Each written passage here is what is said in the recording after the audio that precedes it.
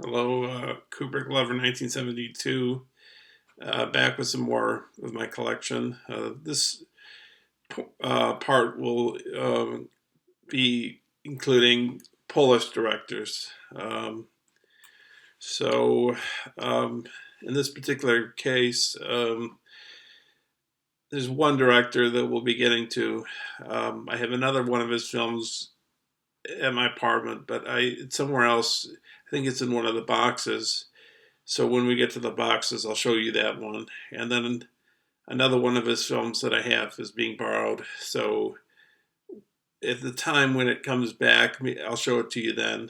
I think I showed it in a video I did of Barnes and Noble movies that I bought when their sale was happening with the Criterion's, a few years back, or maybe it was recent, maybe it was last year. I'm not sure, but I think I showed it anyways. But well, anyways, let's get to the first director. It's Andrzej Wajda. I believe he died fairly recently. I have watched Ashes and Diamonds. I saw it at the Jacob Burns Film Center, but I fell asleep during some of it. Not because I didn't like it or anything, but because I was tired. I was just tired that day, so I didn't have the opportunity to finish it. But I'd like to watch it. Um, I'm not sure. I don't know. Let me see. Um, Let me just say what this one's about, and then maybe I'll just read the back of the box set itself.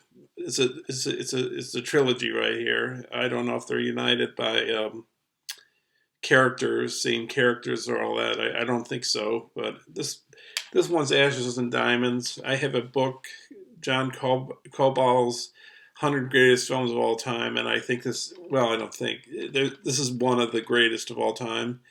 And so it's Ashes and Diamonds.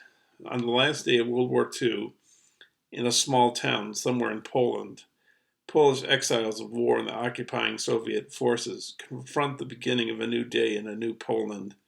In this incendiary environment, we find Home Army soldier Maciek Szelmicki, who has been ordered to assassinate an incoming commissar.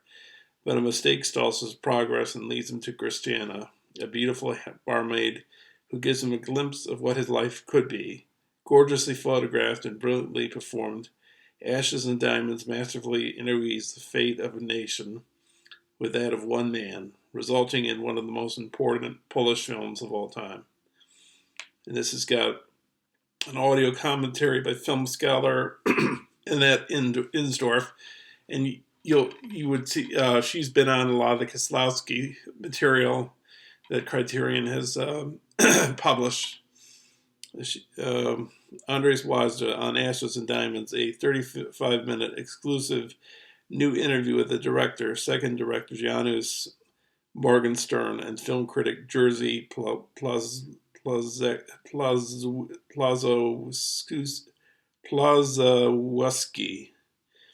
Vintage newsreel footage on the making of Ashes and Diamonds. Rare behind-the-scenes production photos, publicity stills, and posters. And you got a new essay by film scholar Paul Coates. And that's a DVD there. I got this because my friends gave me a Barnes & Noble card. I think it was Barnes, or was it Amazon? No, it's Barnes & Noble. So I used it on this.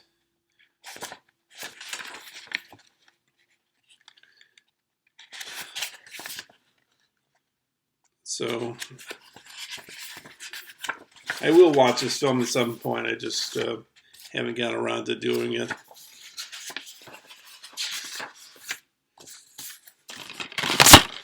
And then the second film is a film called Canal.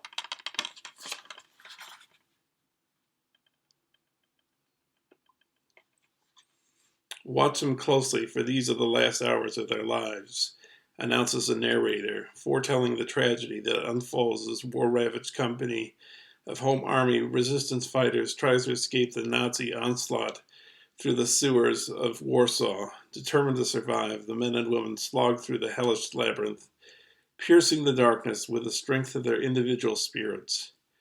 Based on true events, Canal was the first film ever made about the Warsaw Uprising and brought director Andrzej Wajda to the attention of international audiences, earning the Special Jury Prize in Cannes in 1957. And it's got a documentary, Andrzej Wajda on Canal, a 27-minute exclusive new interview with the director, assistant director Janusz Morgenstern, and film critic Jerzy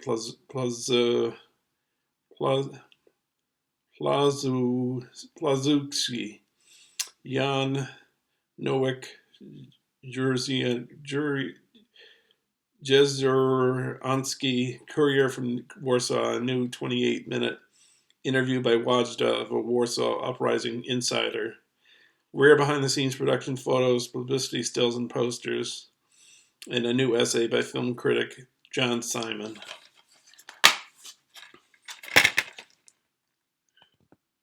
Oh, and I didn't turn on this light here. That will make help. So these looks like these have nice booklets right here. This is early in the history of Criterion films. I normally don't read the spine, but it says 282 on the box. So this is earlier in their collection.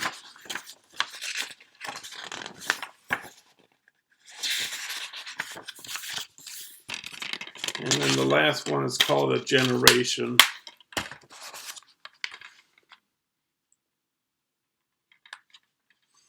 Stach is a wayward teen living in squalor on the outskirts of Nazi-occupied Warsaw, guided by an avuncular communist organizer. He is introduced to the underground resistance and to the beautiful Dorota. Soon he's engaged in dangerous efforts to fight oppression and indignity, maturing as he assumes responsibility for others' lives. A coming-of-age story of survival and shattering loss, A Generation delivers a brutal portrait of the human cost of war. And it's got a documentary, Andrzej Wajda on Becoming a Filmmaker, a 34-minute exclusive new interview with the director and film critic Jerzy Plazowski. Ceramics from Ilza. Wajda's 1951 film school short. Rare behind-the-scenes production photos, publicity stills, posters, and original artwork by the director. And new essay by film scholar Ewa Mazurska. So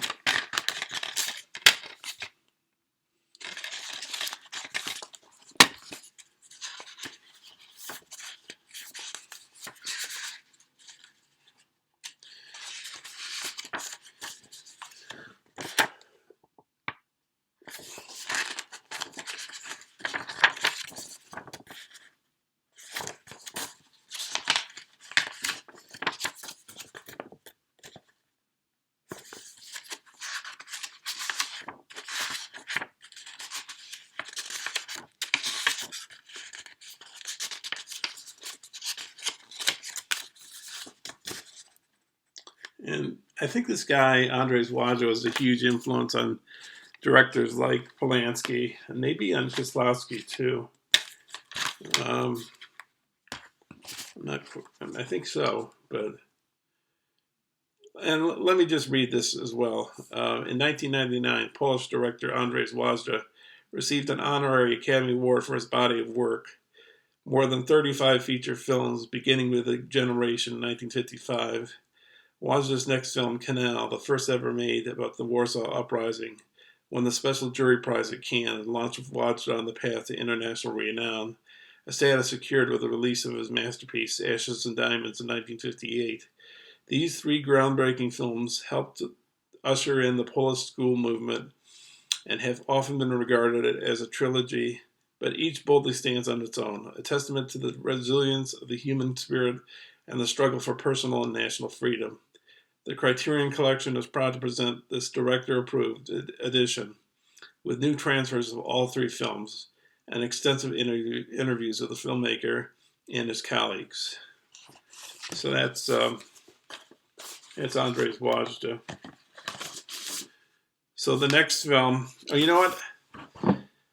I mentioned Kieslowski, and of course I have the Decalogue, and I showed that fairly recently because I bought that at the November Barnes & Noble sale. I bought it online, and I showed that when I received my newest Criterions. And but anyways, I have this one I don't think I've ever shown on YouTube yet. And one of them, it's a box set. One of them is one of my favorite films of all time. It's my personal favorite of Kieslowski's. And it's the Three Colors trilogy, blue, white, and red. And my favorite is white. So let me read this to you. This boldly cinematic trio of stories about love and loss from Krzysztof Kieslowski was a defining event of the art house boom of the 1990s. The films are named for the colors of the French flag and stand for the tenets of the French Revolution: liberty, equality, and fraternity. But that hardly begins to explain their enigmatic beauty and rich humanity. Set in Paris, Warsaw, and Geneva, and ranging from tragedy to comedy, Blue, White, and Red, Kieslowski's final film, examined with artistic clarity a group of ambiguously interconnected people experiencing profound personal disruptions. Marked by intoxicating cinematography and stirring performances by such actors as Juliette Binoche, Julie Delpy, Irene Jacob, and Jean-Louis Trintignant, who was in The Conformist as well as the main character, by Bertolucci.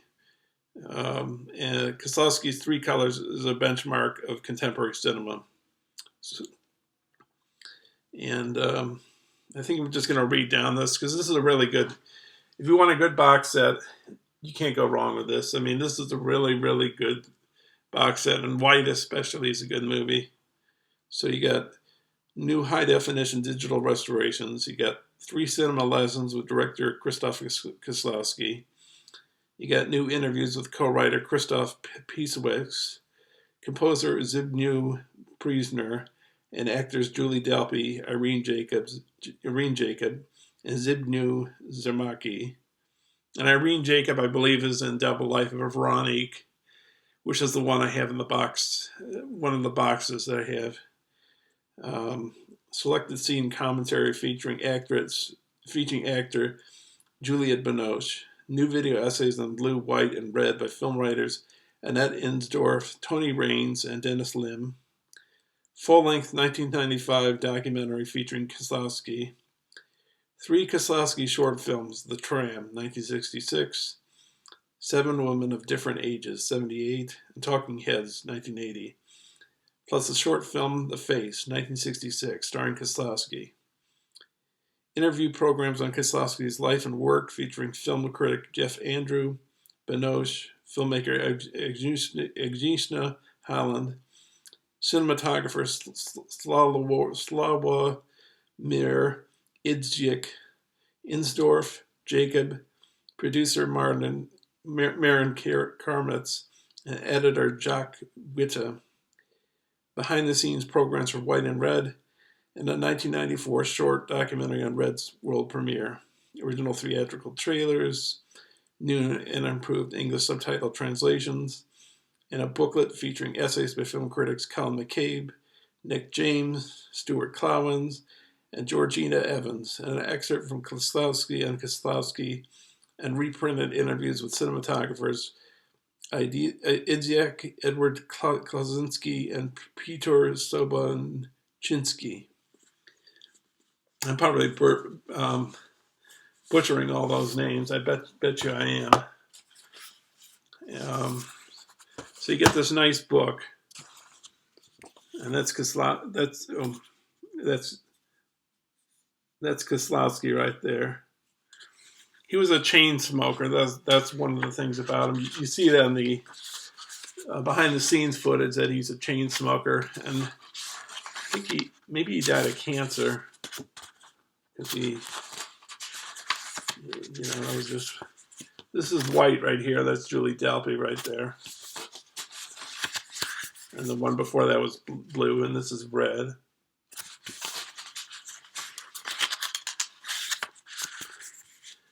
And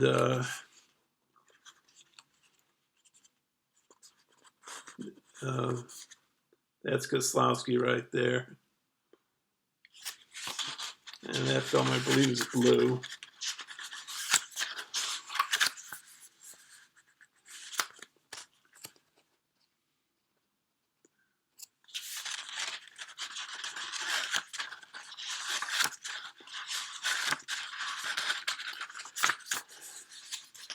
Juliette Binoche.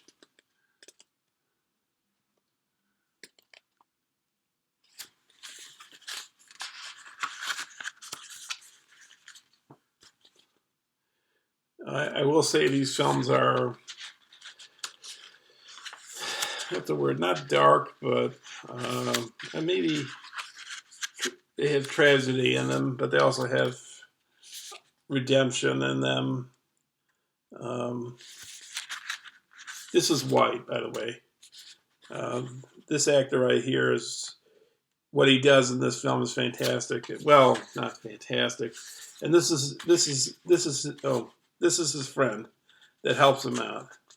The two Polish guys, and Julie Delpy is his French wife who wants a divorce from him, and he wants the husband still wants to be with her, and she wants nothing to do with him, and he's left penniless after this court case, and he has to get back on his feet. And this another Polish guy in Paris helps him out in more than one case. And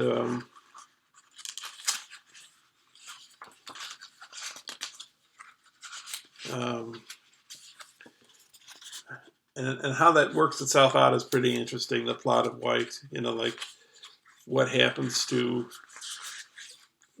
the wife and to the husband, and how that ends up is quite interesting. But Blue and Red are also very interesting films.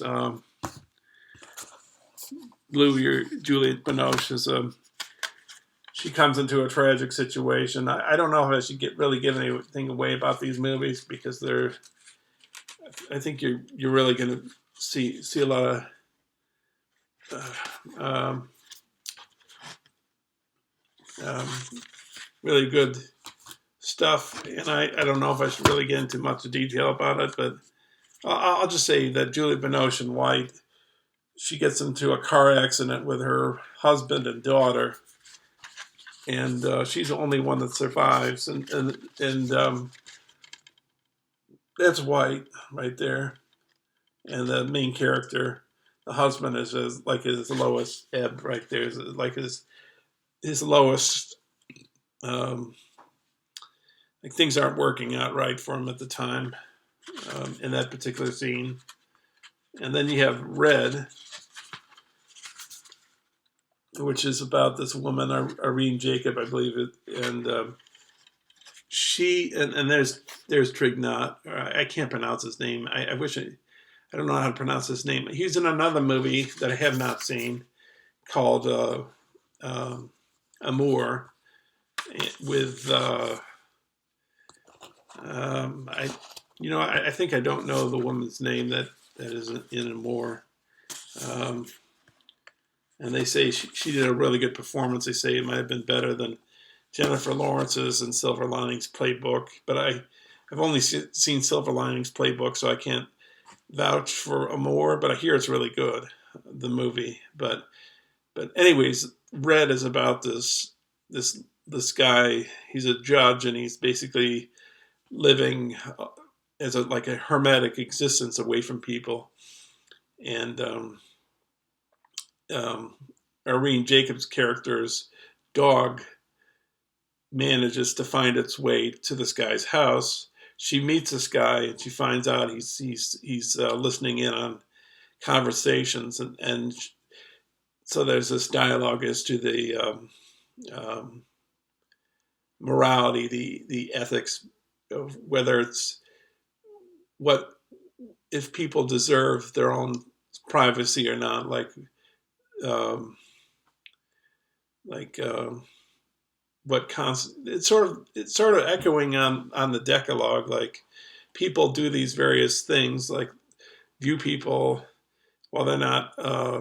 It's sort of like the Decalogue in that sense. I guess you could say the red, because instead of listening in on people, and that's like another film by Coppola, The Conversation, which is a character, Harry Call, played by Gene Hackman, and he listens in on a conversation. He finds out something he's probably shouldn't have known because it gets him in a lot of trouble. But in the Decalogue, you have a series of movies that are based on the Ten Commandments. And Kieslowski, I don't think, was really a hardcore Christian or anything. He just used. He didn't like preach. He didn't like preaching to people and like hitting people over the head with messages. So he would just show like the outcome of things. And in the Decalogue, you see things. It's the Ten Commandments. So like there's one of the commandments: don't spy on people, don't like bear false witness or whatever. And there's a young man who spies on this woman. And you could say that echoes off of Red, because Red is a man listening in on phone conversations and I think it's phone conversations. And you got Decalogue with a with a young boy spying on one of his neighbors in this apartment complex that the series takes place in. So, and I think I have enough time to do Polanski. This is a really good movie. In fact, it happens to be one of my favorites. And it's interesting because this film only has 3 actors in it. Like Persona, for example. There's a few films like that. That I think maybe Eraserhead has just a few characters in it. I don't think maybe has a few more than just, I don't know. I'd have to think about that. But this is Polanski's first film. It might be his best film. It's certainly one of the great debut films of all time. And it's Knife in the Water. And this particular movie, if you get the Criterion, you will find that if you want to rewind back to where you left off, like if you turn the DVD off and then you come back to it, and you try to, start from where you left off, you have to go back to the actual start of the scene selection and go from there, because Polanski won't allow you to fast forward to a certain part in the scene. At least that's the way it was on my DVD player. I think it's going to be the same on my Blu-ray player. But this is a really good movie.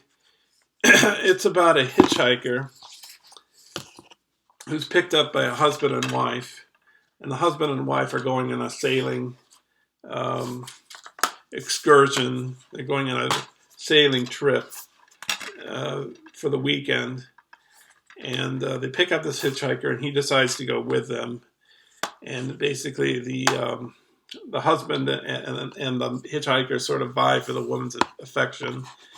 And the knife in the water. I mean, I think it's supposed to be like a reference to, like, the water is very peaceful and calm, and the knife in the water is like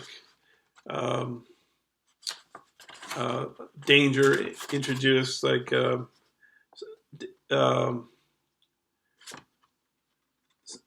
what would I say, like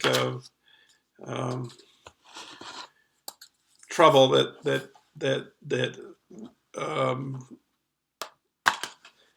shakes things up and makes you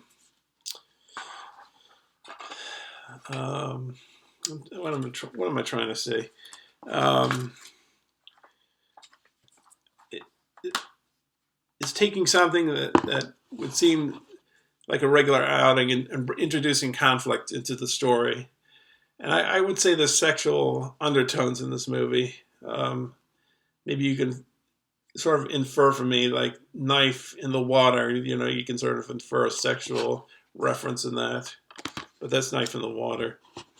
This next film, I showed a review of on my YouTube channel. So I'm not going to get into much detail about this, but it's Repulsion. And that's a really good film too. In fact, well, I think I said this in the review I did, which is that there's a scene where Catherine Deneuve, these hands on the wall come out of the wall and start touching her, and you see an homage to that in Day of the Dead by George Romero. But you can see more about that review on one of my previous videos. This next one's Cul-de-sac. Roman Polanski orchestrates a mental menage a trois in a slyly absurd tale of paranoia from the director's golden 1960s period. Donald Pleasance and Francois Dorleek stars a withdrawn couple whose isolated house is invaded by a rude, burly American gangster on the run, played by Lionel Stander. The three engage in role-playing games of sexual and emotional humiliation. Cul-de-sac is an evocative, claustrophobic, and morbidly funny tale of the modern world in chaos. And it's got two gangsters in an island, a 2003 documentary about the making of Cul-de-sac, featuring interviews with Polanski, producer Gene Gutowski, and cinematographer Gilbert Taylor. And Gilbert Taylor, I'm trying to remember, I don't know if he did the original Star Wars A New Hope, or if he worked with on the James Bond movies. And his name, you'd have to Google his name, but he's a pretty significant cinematographer. And he did some notable movies in the future, and I just can't remember what they are, but maybe Gilbert Taylor was the cinematographer for the first Star Wars movie. I'm not quite sure. Or maybe it was James Bond, or maybe both. It's got a television interview with Polanski from 1967, theatrical trailers, and a booklet featuring essay by film critic David Thompson. And it's got just lines there. So there's no picture on the DVD. I think that's supposed to be Donald Pleasance there. And Donald Pleasance is, a well-known actor. He was Blofeld in You Only Live Twice. And I'll show you my DVD box sets of James Bond when we get there. But he also was in George Lucas's first feature, THX 1138, as a protagonist. One of the people that helps the protagonist in THX 1138.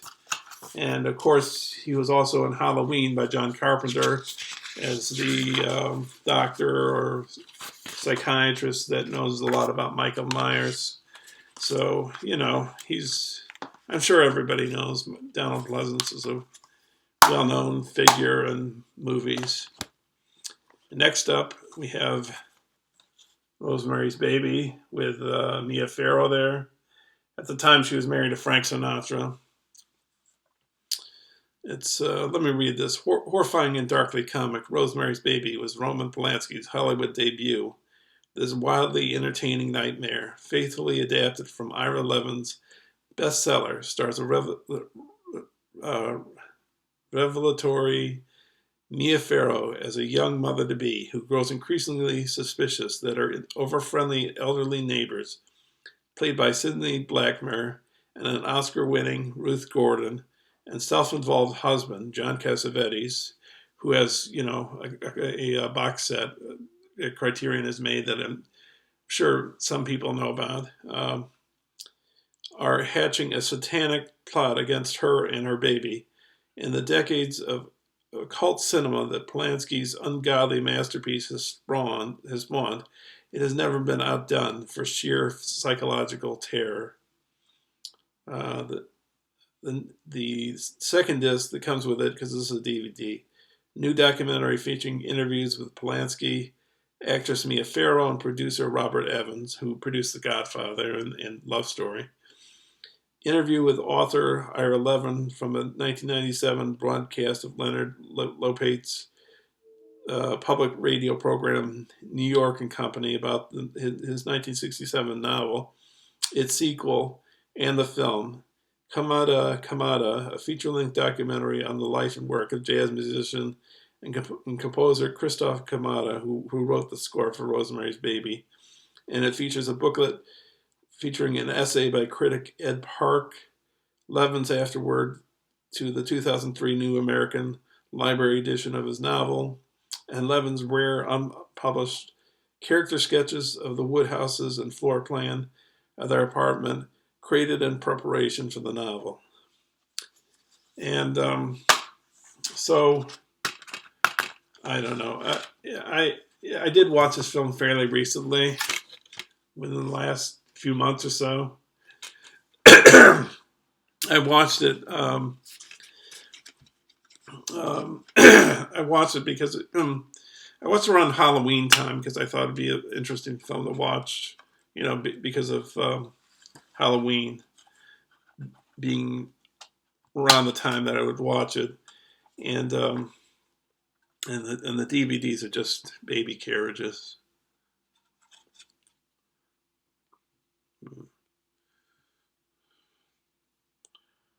It's just a baby carriage. And then, of course, the Dakota is where I think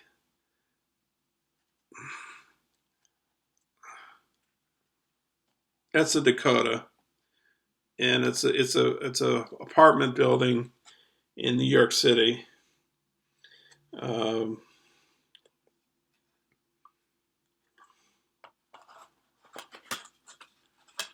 And it's a well-known apartment city in New York City.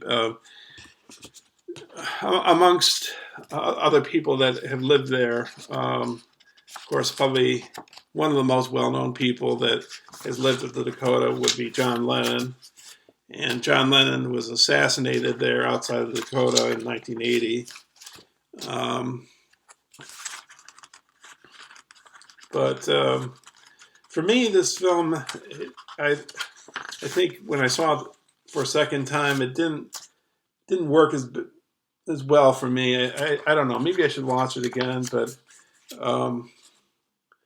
I do appreciate the fact that it's not that a film can't have gore or graphic elements to it, but it didn't seem to hit me as much the time I saw it just recently.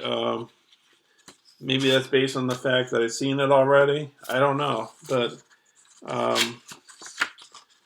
and like Mia Farrow's naked in this movie, and I think she never appeared naked before. And Polanski really wanted her to be naked for the particular shot he was shooting, and or shots rather, scenes he was shooting. That's some production design right there.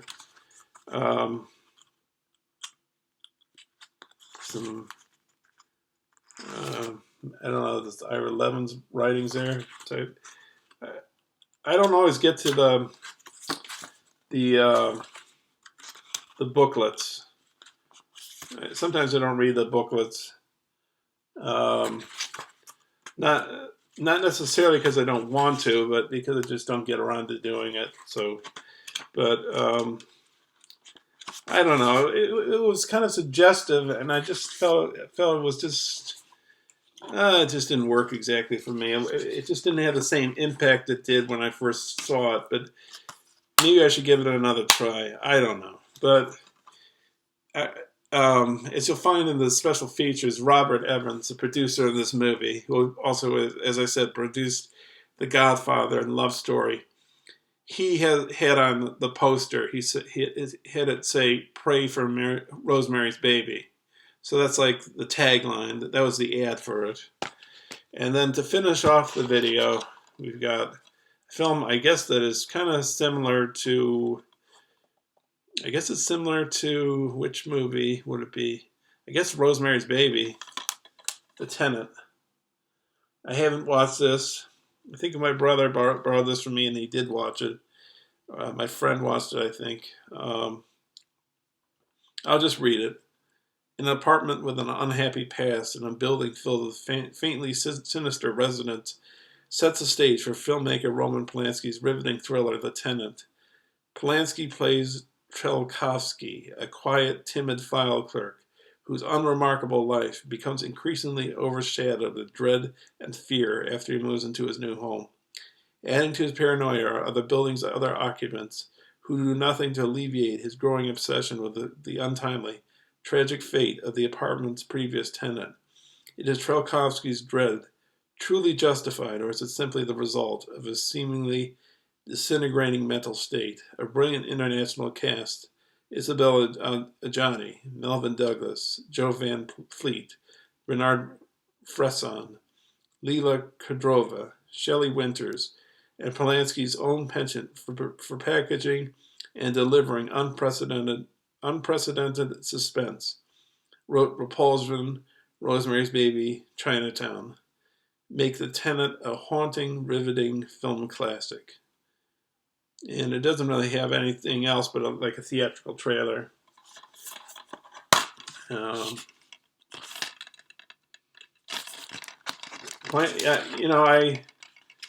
I know that Polanski starred in a few of his own movies. Like there's one called something about the vampires, and I believe it starred his wife Sharon Tate. Oh, you know what? I do have one more Polanski, and I'll get that, and then the video will be finished after that. So hold on. Okay, last film of Polanski's to show. This was a film that Sharon Tate, his wife, who was murdered by the Manson family, and she was also pregnant with his child when she was murdered. But she wanted Polanski to make a movie about Tess of the Dubervilles by Thomas Hardy. But of course, she passed away before that could happen. But he did make the film anyways. And instead of having her, because she passed away, he cast Klaus Kinski's daughter, Natasha Kinski, as Tess. This multiple Oscar-winning film by Roman Polanski is an exquisite, richly layered adaptation of Thomas Hardy's Tess of the Dubervilles, a strong-willed peasant girl, Natasha Kinski, in a gorgeous breakthrough, is sent by her father to the estate of some local aristocrats to capitalize on a rumor that their families are from the same line. This fateful visit commences an epic narrative of sex, class, betrayal, and revenge, which Polanski unfolds with deliberation and finesse. With its earthly visual textures, achieved by two world-class cinematographers, Jeffrey Unsworth, Cabaret, and he also did 2001, and he did Superman, and Ghislaine Cloquet, Ahazard Balthazar, who did that's a film by Robert Bresson. Tess is a work of great pastoral beauty as well as vivid storytelling, and this is a dual format criterion. It's got Once Upon a Time, Tess, a 2006 documentary about the film, 3 programs on the making of the film, from novel to screen, filming Tess, and Tess the Experience, featuring interviews with Polanski, actors Natasha Kinski and Leigh Lawson, producer Claude Berry, costume designer Anthony Powell, composer Philip Sarde, and others. Interview with Polanski from a 1979 episode of the South Bank show. 45-minute documentary shot on location for French television during the making of the film. Trailer, and then of course the Blu-ray and the 2 DVDs. The booklet featuring essay by critic Colin McCabe. So let's briefly take a look at this. It's nicely packaged. I did watch this a few years back, and I thought, what did I think of it? I thought it was okay. Maybe I should just watch it again. I'm not sure. But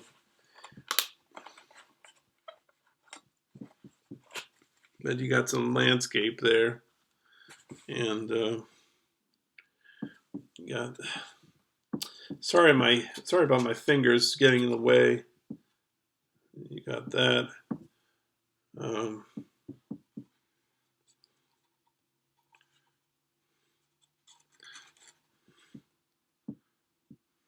Got that.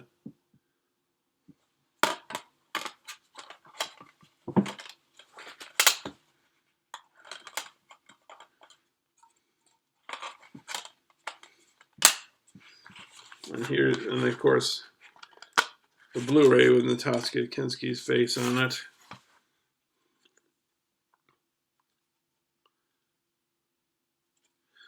And some landscape for you. And then it's got this nice booklet. The ending's pretty interesting, how it all ends up. You know, like a lot of those English novels written at the time period. Other novels written back in the 1800s, you know, they have that kind of tragic element to them where things, you know, don't really end up the greatest. But, you know, that's sort of like how life is sometimes, I guess. I'm not trying to say a bad thing about life, but like, you know, life has its tragic elements to it, and sometimes things don't turn out the way we want them to. You know, and you can see that reflected in 19th century novels. You know, there's problems with, like, if you were of a certain social class rather, and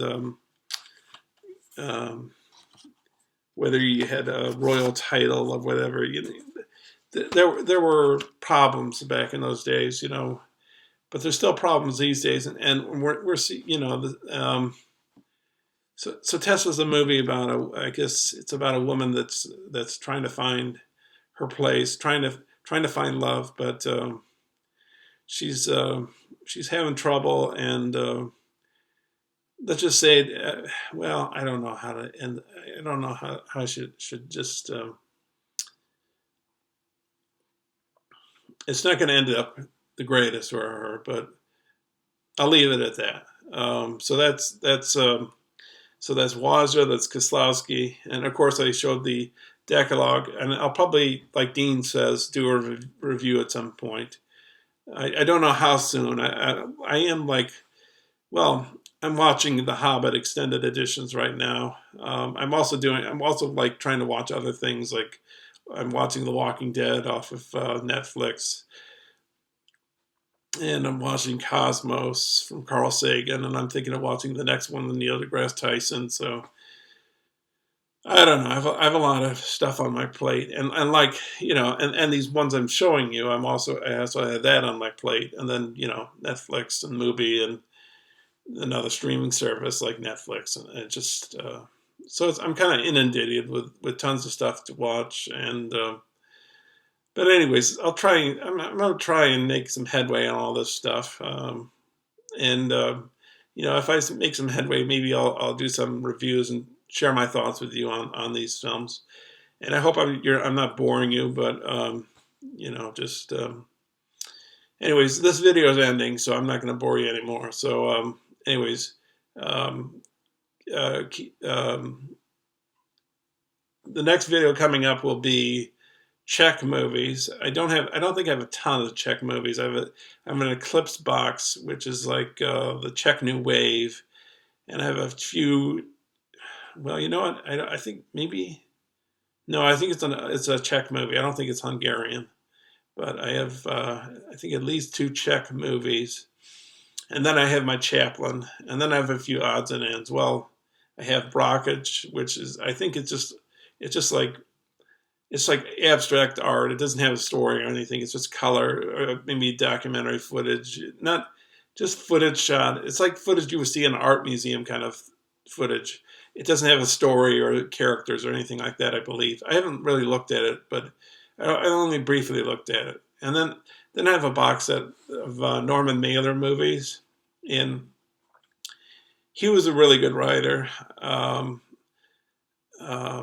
read a few of his books, and they were pretty good. I tried reading Harlot's Ghost, but that wasn't, I couldn't get into it. But his movies, they're not like his writing. But I'll get to that when we get there, and that'll be pretty soon.